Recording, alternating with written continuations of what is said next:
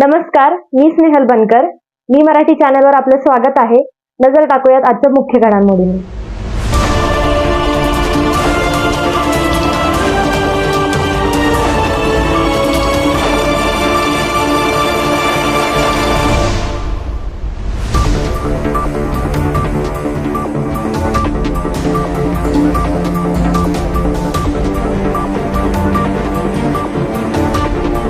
नमस्कार, मी मराठीमध्ये आपलं स्वागत आहे. आज आपण आलेलो आहोत शुभारंभ सोसायटी हडपसर या ठिकाणी. सोसायटीचं नाव आहे शुभारंभ, पण या सोसायटीचा जो आरंभ झालेला आहे तो शुभ झालेला नाही असं म्हटलं तरी खोटं ठरणार नाही. कारण की या सोसायटीमध्ये नगरपालिकेने कुठल्याही प्रकारची सुविधा दिलेली नाहीत आणि उलट त्रास देण्याचं काम महानगरपालिका या ठिकाणी करत आहे असा नागरिकांचा आरोप आहे.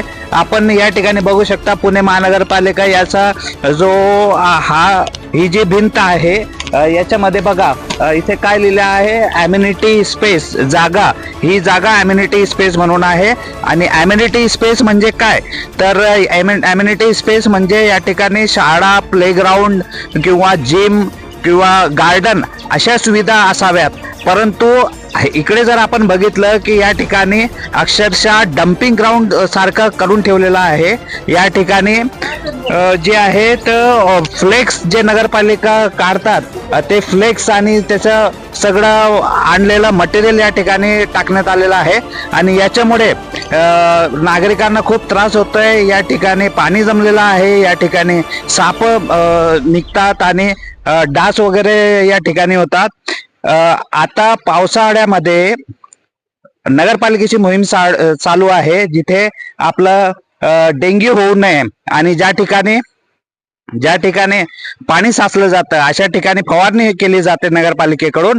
परंतु या ठिकाणी जर आपण बघितलं मोठ्या प्रमाणात फ्लेक्स वगैरे आणून ठेवलेले आहेत. इथे पाणी साचतं आणि इथे डासांचा साम्राज्य या ठिकाणी सुरू झालेलं आहे आणि नागरिकांना खूप त्रास या ठिकाणी सहन करावं लागतंय. आणि आपण जर या ठिकाणी बघितलं तर इथून पाणी हा सोसायटीच्या आतमध्ये येतोय. सुरक्षा भिंतीला लागून पाणी या ठिकाणी आतमध्ये येतोय. जसं आपण बघितलं या ठिकाणी एक अनकवर्ड जो आहे तो नाला या ठिकाणी केलेला आहे आणि या नाल्यामधून जो पाणी जातो, पाणी साचतो, याच्यामुळे नागरिकांना त्रास या ठिकाणी होतोय.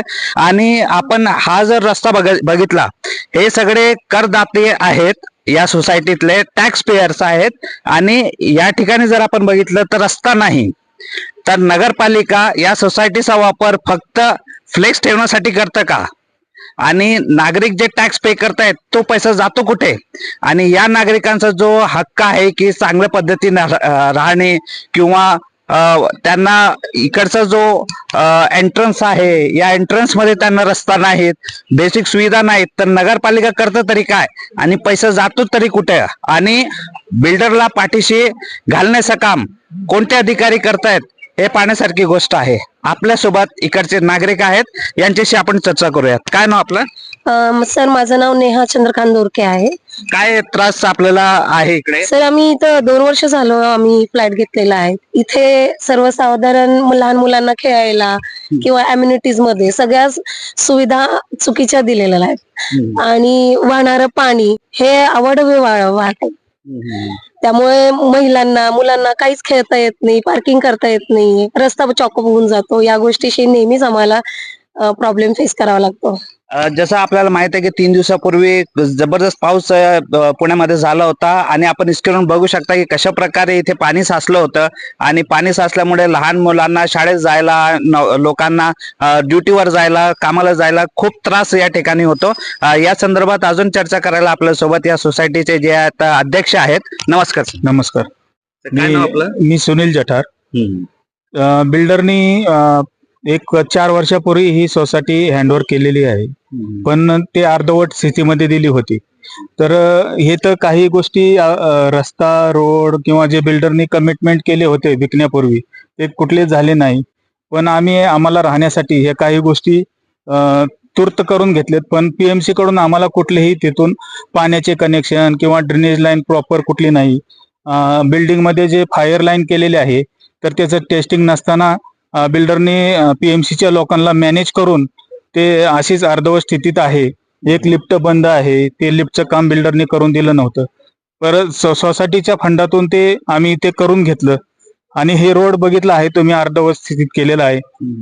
पीएमसीचं जे हे दिलेलं आहे अम्युनिटी स्पेस म्हणून, इकडं पीएमसीने गोडवान केलंय, त्याच्यामुळं साप मच्छर हे ते सगळे इथं होत्या, सगळी घाण साचलेली आहे. हा, जसं आपण बघतायत की नागरिक आपल्यासोबत होते आणि या संदर्भात एक काका आपल्यासोबत आहेत, यांचा पण एक प्रश्न आहे.